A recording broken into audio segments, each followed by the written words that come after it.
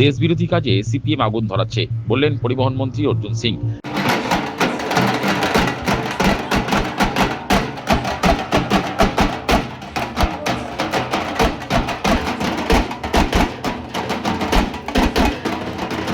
দেশবিরোধী কাজে সিপিএম আগুন ধরাচ্ছে। রবিবার নিট ইস্যুতে বামপন্থীদের আন্দোলন নিয়ে এমনই মন্তব্য করলেন রাজ্যের পরিবহন ও শ্রম দপ্তরের মন্ত্রী অর্জুন সিং। প্রসঙ্গত, এদিন পানিহাটির এইচবি টাউনের বিজয়পুর সার্বজনীন শারদোৎসবের খুঁটি পুজোর অনুষ্ঠানে তিনি হাজির ছিলেন। মন্ত্রী বলেন, সিপিএম ভাবছে আমরা ওদের অত্যাচার ভুলে গেছি, দেশবিরোধী কাজে এখন সিপিএম আগুন ধরাচ্ছে। মন্ত্রীর হুঁশিয়ারি, সিপিএম ফেরার ময়দানে নামলে ওদের সঠিক জবাব দেওয়া হবে, ওদের ভাষাতেই ওদের জবাব দেওয়া হবে। সিপিএম ভাবছে কি আমরা ওদের অত্যাচারটাকে ভুলে গেছি, ওটা ভাবার কোনো ভাবনা নেই। সিপিএম ভাবছে ও কিছু অতি বামপন্থী দেখেছেন তো, অমিত শাহজি বলেছিলেন মাওবাদীদেরকে 31 মার্চের মধ্যে পুরো সর্বনাশ করা হবে, করে দেওয়া হয়েছে। সিপিএম দেশবিরোধী কাজের আগুন ধরাচ্ছে তো ওর সঠিক জবাব আমরা সামনে দেখবেন। একটু মাঠে নামুক, এবার আমরা ওদেরকে বুঝিয়ে দেবো।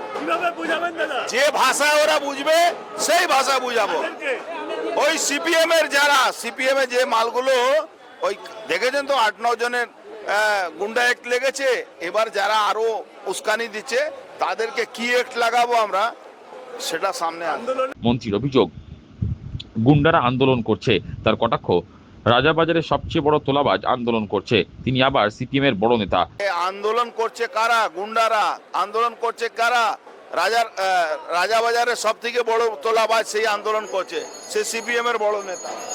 প্রসঙ্গত, বিজয়পুর সার্বজনীন শারদোৎসব কমিটির পুজো এবারে ৭৭তম বর্ষে পদার্পণ করলো। এই পুজোর থিম ভাবনা, এবার পুজো শুরুর পালা। খুঁটি পুজোয় অংশ নিয়ে যুবনেতা জয় সাহা বলেন, গোটা বাংলা জুড়ে সনাতনীরা জেগে উঠেছে। সনাতন ধর্মের প্রচারে বাংলায় ঘটা করেই দুর্গা মায়ের আরাধনা হবে। ৭৭ বছরে এবারের দুর্গা পুজো দুর্গোৎসব থেকে দুর্গাপুজোতে পরিণত হয়েছে। সনাতনীরা জেগে উঠেছে সারা বাংলা জুড়ে।